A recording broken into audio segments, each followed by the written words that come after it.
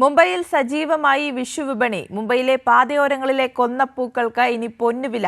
മുംബൈയിലെ മലയാള ക്ഷേത്രങ്ങളും സമാജങ്ങളും അടക്കം വിഷുവിനെ വരവേൽക്കാനൊരുങ്ങി. വിഷുവിനെ വരവേൽക്കാനൊരുങ്ങി മുംബൈ നഗരം. നഗരത്തിലെ മലയാളികൾക്ക് ഓണം പോലെ തന്നെ പ്രധാനമാണ് കേരളത്തിന്റെ പുതുവത്സരമായ വിഷുവും. മലയാളിയുടെ കാർഷിക സംസ്കാരത്തിനെ ഓർമ്മപ്പെടുത്തുന്ന വിഷുവിന് കടിയൊരുക്കാനുള്ള സാമഗ്രികളുമായി മുംബൈയിലെ മലയാളി കടകളും സജീവമായി. എല്ലാം നന്നായി പോകുന്നു.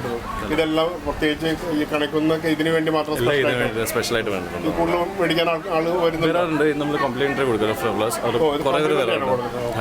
ബാക്കി എല്ലാം നന്നായി പോകും. ബാക്കി സാധനങ്ങളെല്ലാം എല്ലാം നന്നായിട്ട് പോകുന്നു.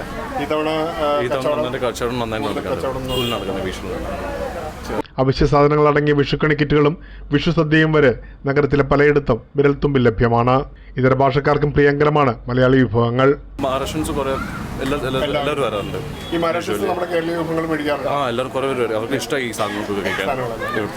മലയാളികൾ കൂടുതൽ വസിക്കുന്ന മേഖലകളിലെ ക്ഷേത്രങ്ങളും സമാജങ്ങളുമെല്ലാം വിഷു ആഘോഷങ്ങൾക്കായുള്ള ഒരുക്കങ്ങളുടെ തിരക്കിലാണ്.